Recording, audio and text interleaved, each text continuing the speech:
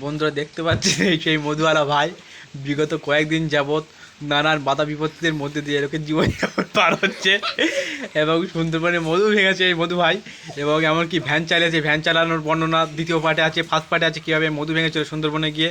কিন্তু এই নানান বাধা বিপত্তির মধ্যে দিয়ে বর্ষাতে অশান্তি এবং ঝামেলার মধ্য দিয়ে মধু ভাই এখন খুব দুঃখের মধ্যে আছে, যার ফলে এখন মধু ভাই নেশা ফামের মধ্যে ঢুকে গিয়েছে।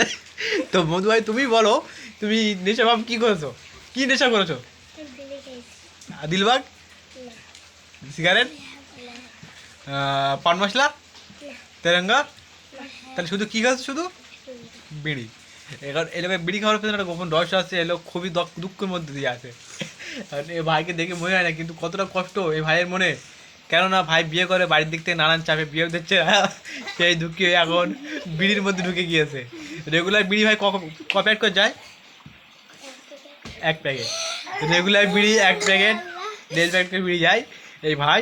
যাই হোক ভাই, আর কি করবে, মনে অনেক কষ্ট।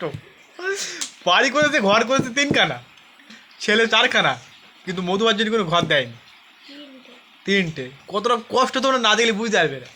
তো সে ভাই বিড়ি খাবে তো কী খাবে বলো? যাই হোক খুবই কষ্টের মধ্যে আছে মধু ভাই। মধু আর পরবর্তী ভিডিও আসছে আগামী সামনে, খুব সুন্দর রোমাঞ্চকর একটা ভিডিও। যদি এই ভিডিওটা দেখে ভালো লাগে অবশ্যই লাইক, শেয়ার এবং সাবস্ক্রাইব করবেন। এবং পরের ভিডিও মধু আর বিস্তারিত দুঃখ সম্পর্কে আলোচনা করা হবে। ধন্যবাদ সকলকে, ভালো থাকবেন।